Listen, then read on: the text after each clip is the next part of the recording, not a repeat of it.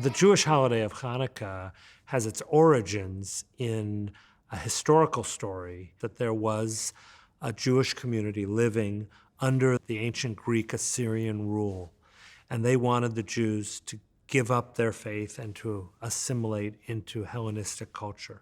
And a small group of Jews who called themselves the Maccabees fought back against numbers greater than their own, and they were successful. After the battle was won, the Maccabees went to the temple in Jerusalem to rededicate it and to rekindle the lamp that burns in every Jewish synagogue, known as the Eternal Light. When they arrived at the temple, they found it desecrated, with only enough oil to light the lamp for one day. Yet, the miracle that later was told was that oil that lasted for 8 days. And that's a beautiful story, but it's just a story that was told in order to keep this holiday vivid and real and alive. Similar to the Maccabees in the Hanukkah story, the Nogan family did not have the privilege to celebrate their heritage openly.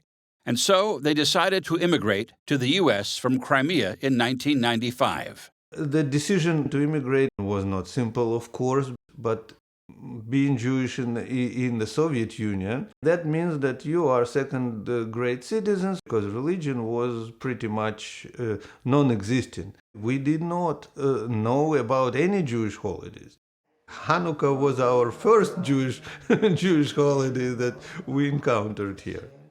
We started feeling that sense of belonging. It was a sense of tradition that we were always missing. Like all Jewish holidays, Hanukkah is celebrated with many traditions. The most ancient and most long-standing traditions of Hanukkah are the simplest: the lighting of the Hanukkah menorah and the telling of the story. Each day of Hanukkah, using the center candle, which is the helper candle, we use that candle each day to light an additional light of the menorah to remind us that the miracle lasted.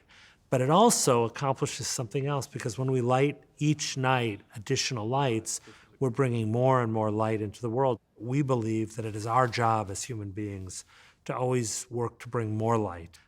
All the other customs, the eating of potato latkes or sufganiyot donuts, the playing of dreidel game, the sharing of gifts, the singing of songs, the gathering together with family and friends, those have kind of been added over the centuries. And now for the question on many people's minds: why does the date of Hanukkah change every year? The Jewish calendar is calibrated according to the cycles of the moon. The American calendar follows the sun.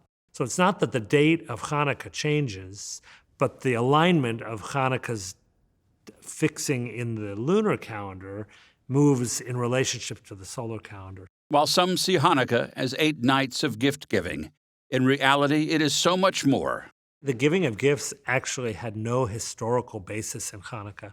When we read the book of Maccabees or the story of Hanukkah in the Talmud, one of the goals of Hanukkah is to counteract this cold, lonely, dark time of year. And so over the centuries, various customs arose.